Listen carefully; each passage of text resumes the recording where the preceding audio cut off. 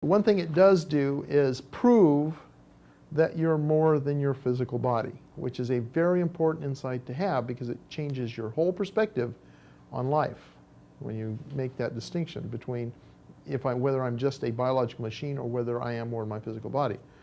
Dowsing can show that as well, but why learn it? We want to come in with some practical applications as well, because that makes it more relevant, okay? First of all, you have to use it judiciously. Don't try and make dowsing, once you presumably get good at it, of course. You don't want to rely on it until you really feel confident that you're going to get a high percentage of success with it.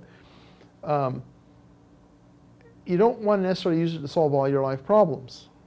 You want to use it carefully and use it in those situations where it can actually benefit you rather than maybe not give you the kind of support that you need, okay?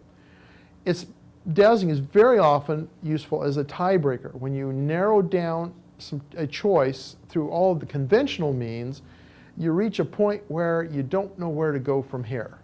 You can't go any further with it just based on collecting information because maybe you've got all the information that's available, but the whole point about life is that we work in what philosophers would call an epistemically poor environment, okay?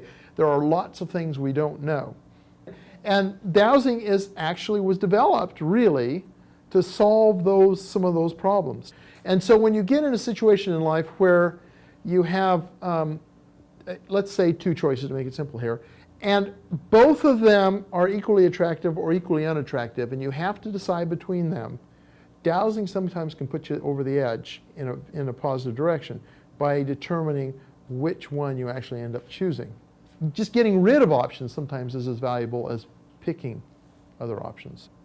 It can help you find useful things or valuable opportunities. What I mean is, show me which part of town I should look in for a better job, or which part of town I should look in for the house that would be most appropriate for my family. That's vague, but you can refine that. And that may actually help you to focus your attention a little bit better.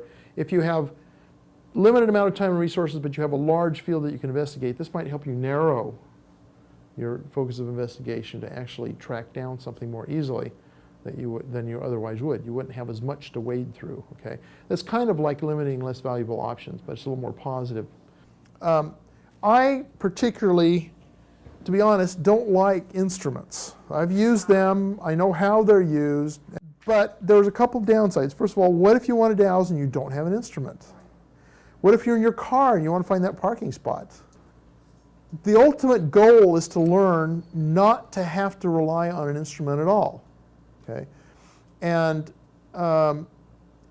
this requires, of course, you be much more in tune with what's going on inside of you and how you react to things. How do you apply it to a diagram? And this is probably better than a map because we're talking about a discrete dowsing event here.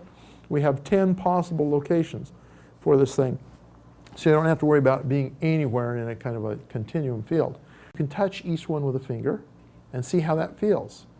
And it may be your indicator is like a warm or cold feeling, or maybe your indicator is a little chill or a thrill. That seems to be the one that happens with me the most. And although as I said, you can manufacture those, your conscious mind can manufacture those, so you have to be very, I want to say focused, but it's really more unfocused, right?